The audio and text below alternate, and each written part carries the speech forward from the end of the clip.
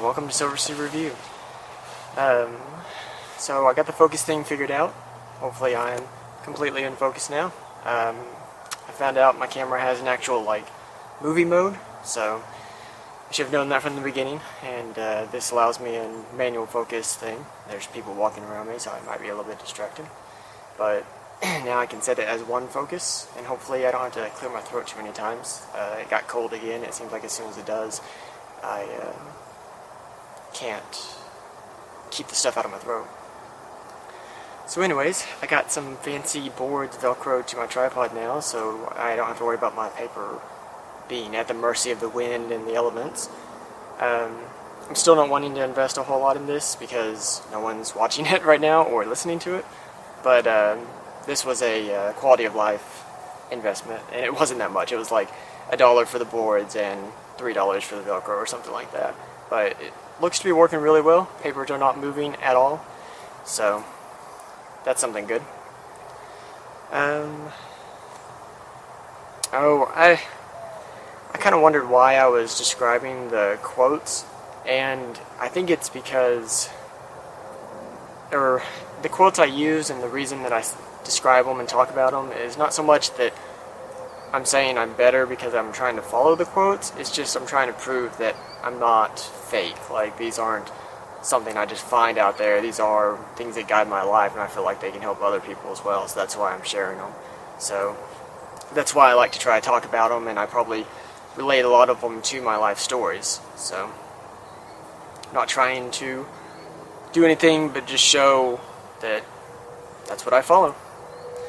I noticed, which I can't seem to fix it when I'm squinting my eyes for some reason. I don't realize I'm doing it, and I don't know of any way to fix that, especially if I have to look in the sun. But I noticed in a lot of my videos, I go like this quite a bit because I'm nervous and do fidgets and stuff.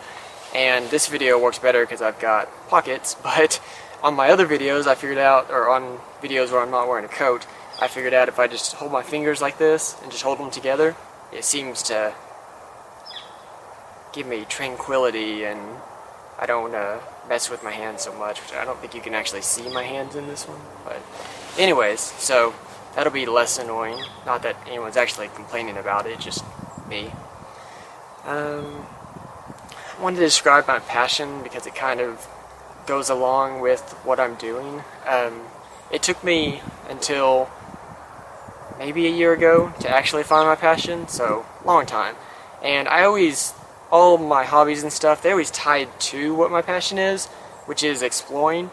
And it's kind of a weird passion, and it's kind of weird to describe it to people because it's not, they're just like exploring, and it's like you can explore so many ways. Like, I'm huge into kayaking, and that's probably my favorite way to explore. Actually, my second favorite now. I've gotten into hiking recently, and it's become my favorite way because it doesn't, I love kayaking, but it takes a long time to get all the gear ready and get to the location and all that stuff. So hiking, I can just go anytime and run out to a trail and hike away. So, but it's all types of exploring. I do a lot of photography and freelance photography, and that just helps me capture the memories when I'm out exploring. So all my hobbies kind of link to exploring, and up until now I've never heard anyone say my passion is exploring, and it's just kind of weird, but that is truly what I enjoy most in life. But the people that listen to these or watch these will probably know me more than anyone else around me. I mean, besides my close friends, which I only have about 7 of those. And I don't know, it's kind of weird. It's almost, of course no one's really watching them right now, so it's almost like I'm just recording these for myself for a later date. But if anyone wanted to watch them, they'll know way more about me than anyone else in my life. All the other people I work with or people I see. Of course, I'm an introvert, so I don't hang out with many people, but thought that was interesting.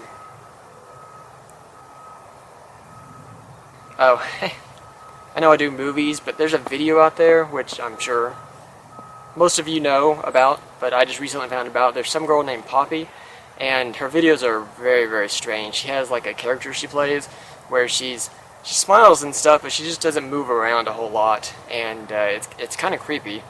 And there's one video that she's got, I watched almost all of her music, she does music videos, and I watched almost all of them, but there's only one that I really like, and it's Everybody Wants to Be Poppy. And everything about this video is amazing. Like, it's the guitar guy's playing, and he'll like sexually caress his guitar in the middle of playing it. There's another guy that's in, both of the two guys behind her are in morph suits, and one guy literally doesn't move the entire video. He's just standing behind her, not moving for the entire music video. And she's got a really good voice, and I really like the song, and the character she does, of course, is weird, but it plays well for this video. It's had like 4 million views, so, I mean, obviously it's popular, but it's really neat. You should check it out. And it's also got a good message behind the songs, behind the song. All my songs that I have on my CD, I can sing all the lyrics to each one, and they all have some sort of positive message behind them. Some of them not so much, but it's not necessarily that they have negative message, it's just kind of random stuff. But for the most part, I like the lyrics to actually mean something. Okay, so let's look at some movies that I've recently watched. Molly's Game, give that one a 5 out of 10. It was a decent movie, it kept me entertained the whole time. Did not make it into my collection. And now we're going to talk about Sword Art Online. The movie's called Ordinal Scale, and I'm giving it a 9 out of 10. Now, this is a Japanese animation movie. There's a Sword Art Online series, and it's about, they make a virtual reality video game, and once the people got into it, you could not get out of it, and if you died in the video game, you died in real life. The headsets that they put on would, I think it would shock their brain if they had died and killed them. Like, they didn't know this was happening going in. They thought it was just a normal video game. So it's got 3 seasons, and I met my wife on World of Warcraft, which is a MMO RPG, and this series alone meant a lot to me, but the movie is really good. Even if you haven't seen the series, I think you could really enjoy the movie. It talks about revenge and how far people will go, and morals that they think they're upholding that just aren't the right thing to do. It talks about never giving up, wanting to bring their child back to life, and just how far and how many people they can hurt just in order to try to do this. And it's real similar if you haven't seen the Black Mirror episode. I don't remember what it was called, but I don't remember what it was called, but her husband dies, and this new technology is able to take all of the recordings and videos that he's put online and make it into like a robot that she can talk to online, and it'll reply back to her in his voice and say stuff that he would normally say. And it actually goes as far as becoming like a clone of him, like she gets sent a body and stuff. But anyways, that's kind of what this is like. And it's got friends struggling together. It's got the ultimate battle ending, and if you have seen the series, you'll love it because it actually combines people from all 3 series in the final battle. And it talks about forgiveness and sadness, and it breaks through into happiness, and there's just so much emotion, and it's just a really powerful movie. And for being, I mean, people, I doubt anyone's going to see it unless they see this maybe, but I mean, it's not a big popular mainstream, that's what I was looking for. It's not a mainstream movie. There have been a few anime movies that have broken through the mainstream, but this is not one of them. But I highly recommend watching it. It's really, really good. Alright, so we're going to go into the Black Panther review for this one, giving this one an 8 out of 10. Not surprising, because it's a Marvel movie. I really like the introduction. I love how they give a lot of background information right off the bat, catch you up to speed. I mean, I knew nothing about Black Panther going in, so that was really, really useful. It seems like I've seen a lot of movies recently that just don't tell you anything at all, and then even by the ending, they haven't told you anything. It had some really stunning visuals. It's a really beautiful movie, definitely when it's in their homeland. And the ritual dancing and the costumes is really neat. I've always wanted to see that in real life, like to be able to photograph something like that. Either what they're doing or like Indian dances or something like that, because it's just so beautiful and so powerful that I really admire it. And I love how everything's based on their ritual and their their way of life, like the choosing the king, and even though later on in the movie he gets defeated, they have to follow him, and I don't know, there's something about following. I'm a person that loves to follow the rules as long as I know what the rules are, and it stands out for me. I actually didn't know the Black Panther had powers of any sort. I didn't know hardly anything about the Black Panther. He's never been one of the... See, this is the only problem. When I was growing up, I was a DC person. I loved Justice League, and just because they had such flashy powers and stuff, and it seemed like all the cartoons for... I just winked my eye. It seems like all the cartoons for Marvel, like the Hulk and Thor and stuff, I don't know, they just... the way they were animated weren't that appealing to me, and they didn't have like flashy powers, so it kind of makes me sad that the DC movies are so terrible and the Marvel ones are so good, but man, Marvel ones are just so good. And so for that reason, I had no clue about Black Panther. I mean, I didn't even know he existed until I saw him in Avengers, and I just assumed that he was kind of like Tony Stark, like he just had this really cool suit, and he just trained a lot, so he had the acrobatics from training. I didn't know they actually had a Black Panther power, so that was kind of neat to find out. That very first fight that he did, I would have sworn that he was going to like get kicked over the falls, and it's kind of ironic that later on he gets thrown over the falls, and I kind of feel like that's why they fight him there. It's for that. It was kind of weird how they were like, they had people on either side that were closing in on him, like with their weapons drawn. I didn't understand that part. Like, I didn't know when would those... Like, I guess they were just there to try to keep them together as much as possible to fight, but it was almost like they were ready to attack, and like, when were they going to attack? Like, if neither one of them is technically one and they keep getting closer and closer, and it was almost like it was a hit or hit. Like, if one side gets a hit, they get to close in, and like, so if one side gets close enough, do they get to stab them? That was weird. And it never really played into the movie much. But their hologram technology looked amazing. Like, some of the best hologram technology, how it was kind of acted like sand or something when it would fall away, or I don't know, that was really neat. It had a very 007 feel to it with all the gadgets. Oh, I forgot to say spoilers. Oh well, I'll have a picture up there whenever I'm introducing the video. But very 007 feel to it. I mean, exactly like 007, as she takes him into the lab and shows him all the gadgets and then has him try them out and stuff, so, which is fine. I love 007. Not a big fan of the newer movies. I just don't care for, what's his name? Daniel Craig, maybe? I don't care for him as 007, because I don't feel like, I feel like it's turning into an action movie. Like, he's more of wants to get in fights and just do stuff like that, whereas 007 should be a gadget agent. He's more of a secret agent, and this new guy's just, I don't know, which I don't think he'll be 007 for very much longer. Anyways, that was my randomness. Like I said, I thought he had a pretty awesome suit. I didn't know it was quite as awesome as it was. Being able to absorb the, what they say, kinetic energy and send it back at people, that was, well, like, I'm glad they told us about that, because, and they gave us the demonstration, because, I mean, that was used all throughout the movie by both people, so that was really cool. I didn't know the suit was quite that powerful, and I'm wondering back if he actually used something like that in the Avengers. I don't really remember. All I remember is the claws in the Avengers, so I don't know, but it was cool.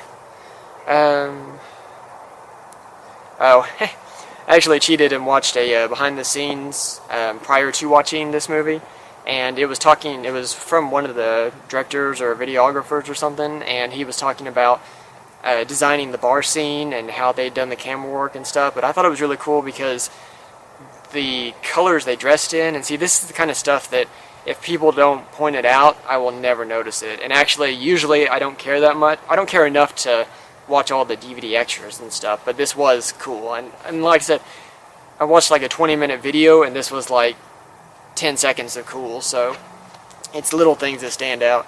But anyways, they dressed in the colors of the flag. He was in black, she was in green, and the other one was in red. And those were the exact colors of the flag. And stuff like that is really neat that they put that in there. Of course, the regular audience would never know, but it's still cool. It was worth watching that video, I suppose. I was not expecting that guy's arm to like morph out and be like part android or whatever, or to be a robotic arm. I mean, unless I missed something earlier and they had said something. I don't remember what his name was, but I don't know. I mean, it was a cool weapon, but it was just like, well, is he like a full android? Does he have other weapons on him? And that ended up being the only weapon, so that was kind of weird. But it was kind of neat too. The remote driving was awesome. I mean, her actually sitting down in something and driving like that was really cool. Like, I don't think I've ever seen that in a movie before, where they actually sit in something to simulate it back in the lab. And then, of course, him later in the movie doing the remote flying as well. And then whenever the car gets destroyed, it drops them down. Yeah, that was neat. I saw a joke online, and it said the two white guys in the movie also played Smeargle and Bilbo Baggins, so they were the two Tolkien white guys. I know, that's not my joke for this one, but I thought it was awesome. And since I was reviewing it, I'll pass it along. I wasn't expecting, I should just tag this onto the other part. I wasn't expecting the guy with the one arm that was a weapon to die like he did, just to be shot. I mean, I thought he was going to be hand in hand with the other dude the entire movie, and then all of a sudden they're just like, oh no, we're done with him. So, and then it switched to the other guy, which, I mean, I know the other guy, I should know his name, but I don't. The main villain in the movie, I know he was, Killmonger, I think was his name. He was with them the whole time, but he wasn't, I didn't feel like he was totally leading the charge, so it was kind of weird how just like halfway through the movie I was like, oh, this is actually the main villain. But, it was kind of weird that they tried to portray the Black Panther as being dead, and they had them like, oh, he's dead. Like, you can't kill the main character in a movie unless, I mean, we've seen in the trailer him fighting each other, so we know he's not dead. So it's kind of like, I know they were trying to, that was just the way they chose to get to later parts of the movie, but I don't know, like, there's no believability in that, so I feel like they could have done something different. Their weapons are super cool, like those shields they had, that I think it was like a piece of cloth that like went around them, and they had the shield. That was amazing. But armored rhinos, not so cool. Like trained armored rhinos, like I feel like that was a little too much. Like, they were technology based, but it was like, we don't need them to be using everything that's in their area. So that was a little bit, I didn't care for those, but everything else was awesome.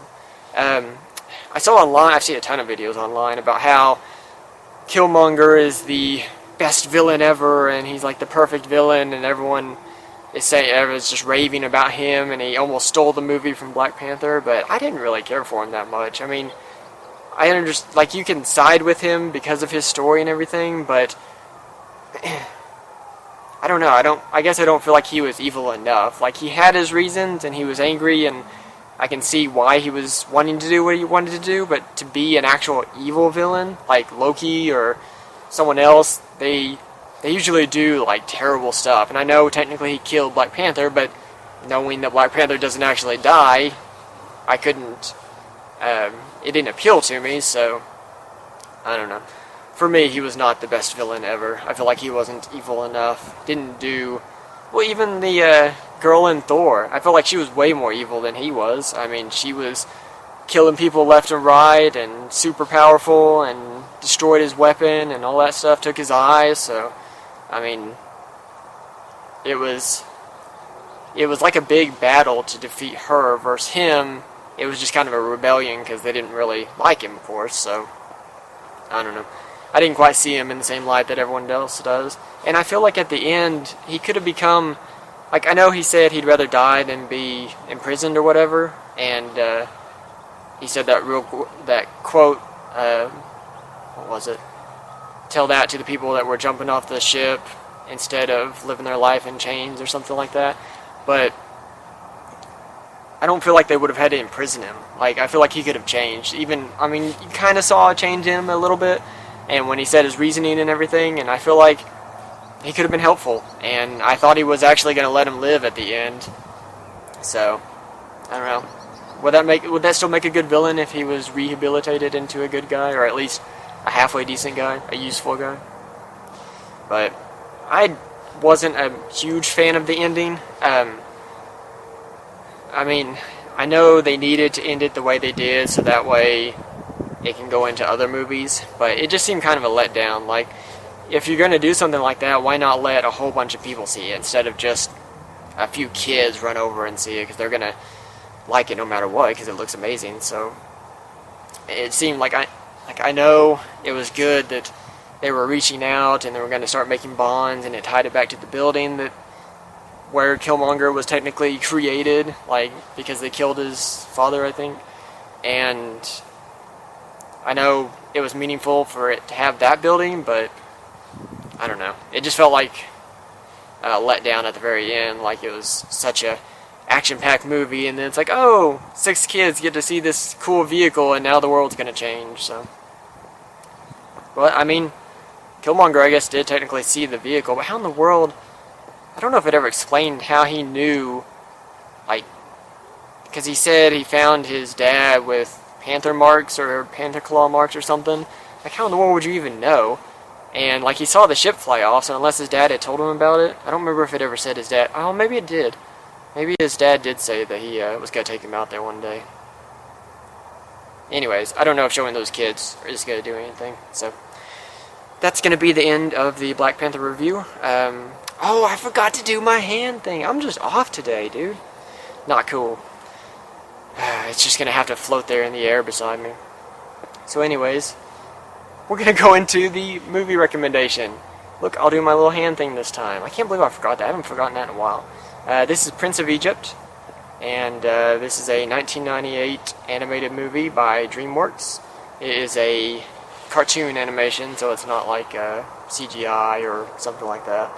But it's really good. The music is really powerful. I do have one of the songs from it on my CD, which says quite a bit, and it's been on my CD for a long time.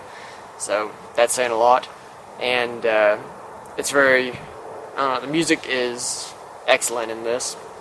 Very meaningful.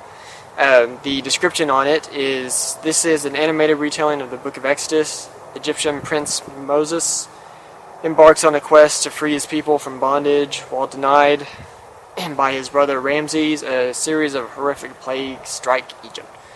And you don't have to be religious to watch this, even if you don't know anything about the Book of Exodus or any of that stuff. The movie still plays out just fine. But it does follow along with all the plagues that strike him, and parting the water, and going across it, and all that stuff. And it's it starts off when he's a baby, whenever his mom sends him down the river to be discovered and become the prince, and then when he finds out that his roots, where he was technically from, and then he changes and goes out into the desert and still doesn't know the way, and finally finds it, and all that stuff. So it's animated very beautifully as well, and it has powerful messages. Like, even if you're not religious, there's still a lot of powerful and inspirational messages in religion or in religious texts and stuff. So they're in this movie as well. But it's really good. I highly recommend giving it a try if you haven't already. So we're going to go into the quotes this time.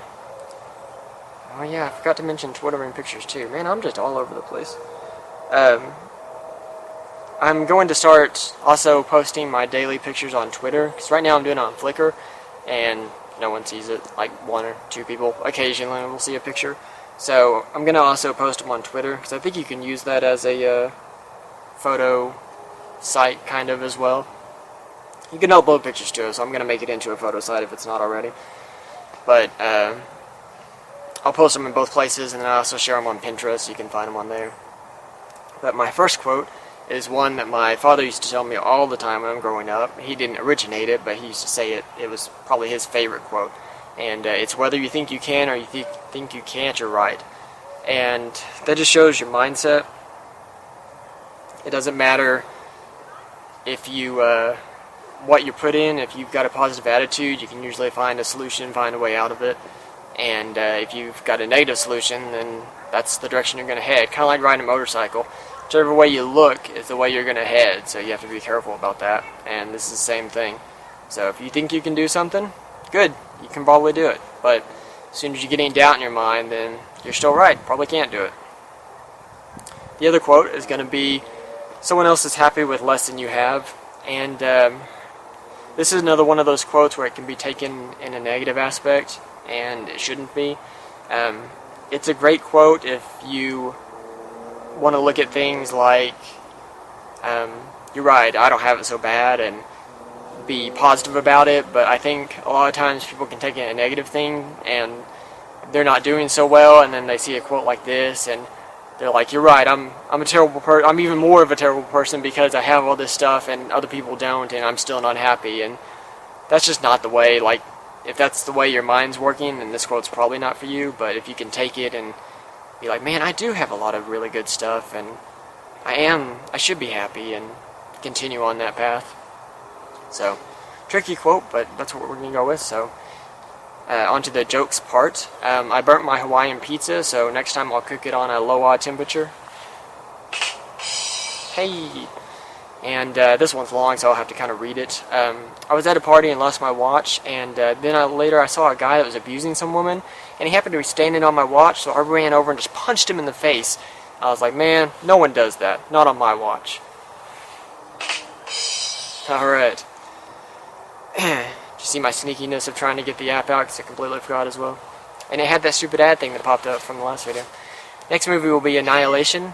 And I didn't think I was going to do this one so early, but they released it to Netflix in other countries, so I was able to watch it. And you can also find me on YouTube, Twitter, Facebook, and my podcast websites are all in the description. And check out Twitter for pictures now, daily pictures, and also Flickr. So that's it. Take care.